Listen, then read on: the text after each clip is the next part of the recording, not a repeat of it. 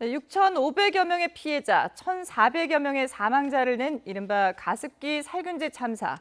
8년 만에 제조 판매 기업 관계자들과 전현직 관료들을 상대로 청문회가 열립니다. 청문회장으로 가보도록 하겠습니다. 현장에 YTN 취재 기자가 나가 있습니다. 차유정 기자. 네, 서울시청에 나와 있습니다. 예. 자, 가습기 살균제 문제가 세상에 알려진 게 2011년인데 청문회는 왜 지금에서야 열리는 겁니까? 네, 이제 오늘 청문회 8년 만에 열리는 건데요. 이게 가습기 살균제 성분도 사실 여러 가지인데 일부 성분의 유해성이 뒤늦게 최근에야 규명됐기 때문입니다.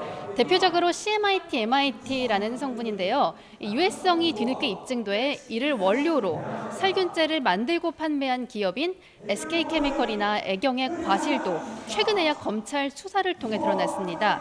그래서 지난 2016년에 국회에서 국정조사가 있긴 했는데요. 이들 기업에 대한 책임 추궁이 그 당시에는 제대로 이루어지지 못했습니다. 오늘 SK와 애경 전현직 관계자들을 상대로 제조 판매 과정에서 안전성 검증을 왜 제대로 안 한 건지 추궁을 할 예정입니다. 오후에는 정부 책임을 묻습니다. 이 유해물질 관리를 맡는 부서가 환경부인데요.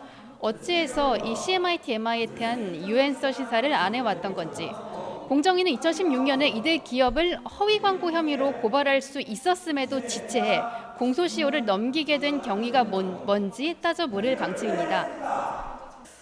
지금 보면은 오늘 이 청문회 어떤 순서로 진행이 되는지 정리를 해주시죠.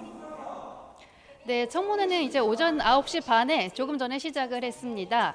오전 10시까지는 이제 피해자 증언이 있습니다. 오늘 나오는 피해자 중에서는 산소호흡기를 착용하고 들것에 실려서 나오는 피해자들도 있는 것으로 전해졌습니다. 10시까지 피해자 증언이 있고요. 이제 끝난 뒤에 SK케미컬과 애경 등 기업을 상대로 한 본격적인 청문회가 이어질 예정입니다.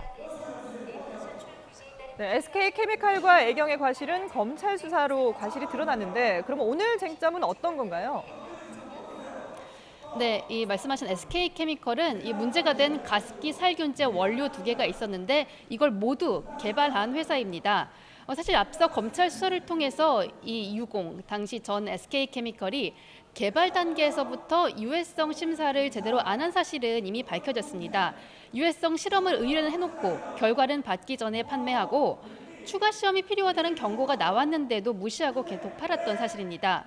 오늘 청문회에선 이 당시 제품 개발에 참여했던 유공 관계자들이 출석해서 구체적인 경위에 대해서 직접 진술할 예정입니다. 이외에도 SK 전직 직원이 나와서 SK가 문제의 가습기 살균제를 처음 판매한 것으로 알려진 1994년 이전부터 사용해왔다는 증언도 할 것으로 예정돼 있습니다. 또 이에 제조기업 SK와 판매기업 애경이 검찰 조사가 들어오자 책임을 회피하려고 입을 맞추었다는 기업 내부 회의록도 공개될 예정입니다. 자세한 소식 계속 전해드리겠습니다.